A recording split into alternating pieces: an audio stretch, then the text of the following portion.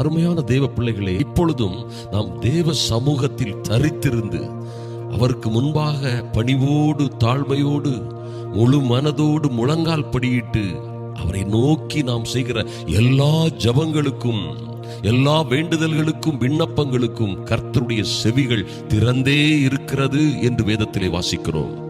அவருடைய கண்கள் அவருடைய பிள்ளைகளாகிய நம்மீது நோக்கமாய் இருக்கிறது என்று வேதம் சொல்லுகிறது.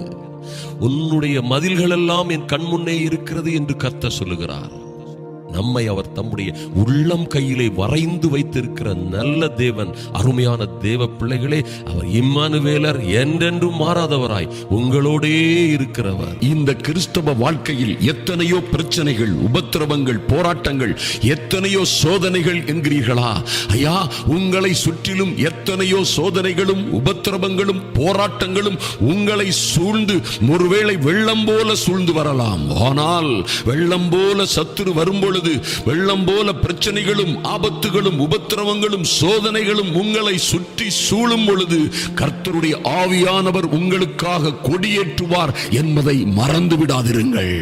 என் அன்பு சகோதர சகோதரிகளே, உங்களை சுற்றிலும் எத்தனை பிரச்சனைகள் இருந்தால் என்ன, ஐயா, எத்தனை போராட்டங்கள், எத்தனை ஆபத்துகள், எத்தனை உபத்திரவங்கள் இருந்தாலும் என்ன, கர்த்தருடைய ஆவியானவர் உங்களுக்காக கொடியேற்றும் பொழுது உங்கள் பக்கமாய் உங்களை நோக்கி ஒரு வழியாய் வருகிற பிரச்சனைகள், ஒரு வழியாய் வருகிறவர்கள் 7 வழியாய் சிதறி போவார்கள்.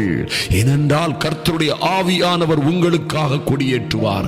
எத்தனை பிரச்சனைகள் வந்தால் என்ன, எத்தனை துன்பங்களும் உபத்திரவங்களும் வந்தாலும் என்ன, கர்த்தருடைய ஆவியானவர் உங்கள் பக்கத்திலே உங்களுக்காக கொடியேற்றும் பொழுது உங்களை சுற்றிலும் இருக்கிற எல்லா பிசாசு கூட்டங்களும், எல்லா பிரச்சனைகளும், எல்லா உபத்திரவங்களும் ஓடி மறைந்து போகும் என்பதிலே மாற்றமே இல்லை. அன்பு சகோதர சகோதரிகளே, லூக்கா 10ஆம் அதிகாரம் 3 மற்றும் 18, 19 சொல்லப்பட்டிருக்கிறது. கர்த்தர் தம்முடையவர்களை இப்படியாக அனுப்பினார்: ஆட்டுக்குட்டிகளை ஓநாய்களுக்குள்ளே அனுப்புகிறது போல இதோ நான் உங்களை அனுப்புகிறேன். சாத்தான் மின்னலை போல வானத்தில் இருந்து விழுகிறதை காண்கிறேன் என்று சொன்னவர் ஒன்றும் உங்களை சேதப்படுத்தாது என்று சொன்னாரே.